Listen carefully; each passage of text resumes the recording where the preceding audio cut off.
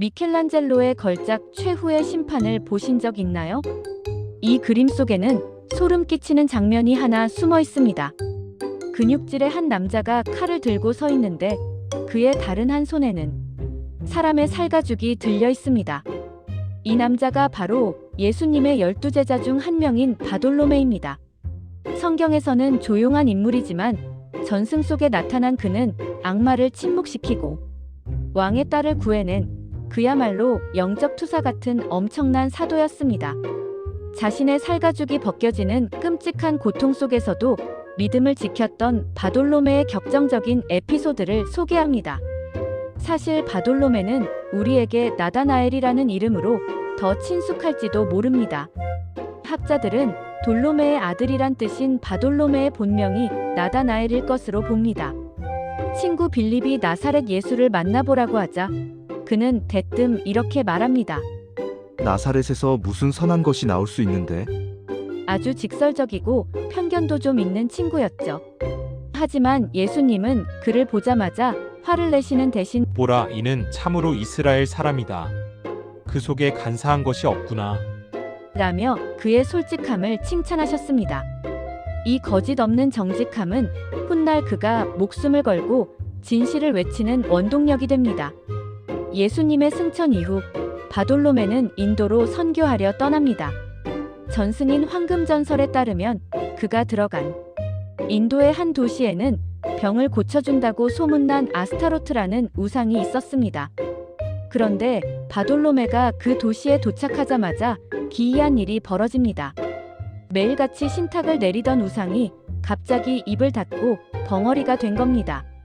당황한 사제들이 다른 악마를 찾아가 이유를 묻자 그 악마는 공포에 질려 이렇게 말했습니다. 너희 도시에 바돌로메라는 자가 왔다.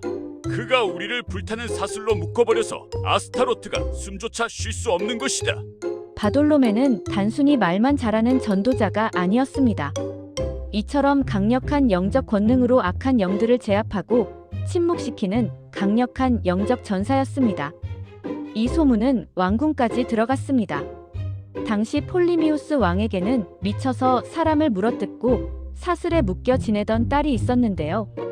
바돌로메는 왕의 요청을 받고 가서 단 한마디 말로 공주를 온전하게 치유합니다. 감격한 왕이 금과 은을 가득 실은 낙타를 보냈지만 바돌로메는 이를 단칼에 거절합니다. 나는 금을 원하지 않습니다. 나는 오직 영혼을 구하러 왔습니다. 그러고는 왕 앞에서 기도했는데 그 순간 왕궁의 거대한 우상들이 저절로 산산조각이 나 가루가 되어버렸습니다. 결국 왕과 온 가족이 그 자리에서 세례를 받고 기독교로 개종합니다. 하지만 빛이 강하면 그림자도 짙은 법입니다. 형인 폴리미우스 왕이 개종했다는 소식을 들은 동생 아스티아게스 왕은 분노했습니다. 그는 이교도 사제들의 꼬드김에 넘어가 바돌로메를 체포합니다. 그리고 인류 역사상 가장 잔혹한 형벌을 내립니다. 바로 산채로 전신의 살가죽을 벗기는 형벌이었습니다.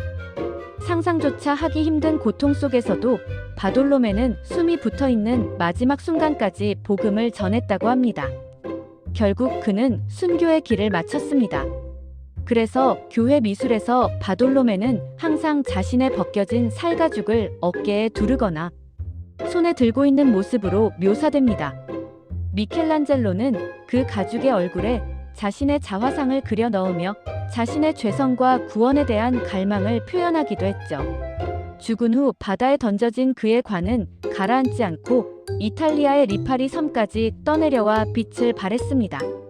간사한 것이 없다던 예수님의 말씀처럼 그는 겉과 속이 다른 세상 속에서 껍데기 가죽마저 벗어던지고 오직 진실만을 남긴 채 하늘로 돌아갔습니다.